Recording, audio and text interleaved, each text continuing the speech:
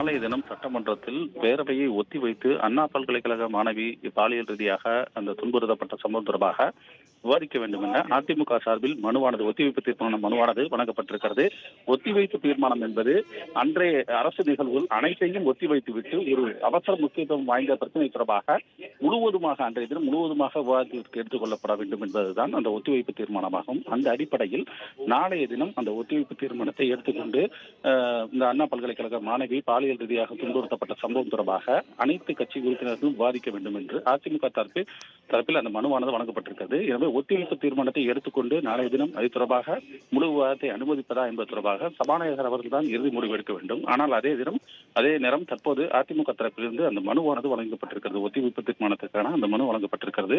அந்த மனு அடிப்படையில் நாளைய தினம் அதிமுகவினர் இந்த விவகாரம் தொடர்பாக பிரச்சனை கிளப்ப இருக்கிறார்கள். நாள் முழுவதும் ஒத்திவைத்து இந்த தீர்மான அடிப்படையில் இந்த பல்கலைக்கழக மாணவி பாலியல் ரீதியாக துன்புறுத்தப்பட்ட விவகாரம் தொடர்பாக விவாதிக்க வேண்டும் என்ற அந்த தீர்மானம் அடிப்படையாக கொண்டு நாளைய தினம் பிரச்சனை கிளப்ப இருக்கிறார்கள். எனவே அனுமதி வழங்கும் பட்சத்தில் முழுவதுமாக ஒத்திவைத்து இது தொடர்பாக விவாதிக்கப்படும். அனுமதி வழங்காத பட்சத்தில் இது தொடர்பாக அதிமுகவினர் பிரச்சனையை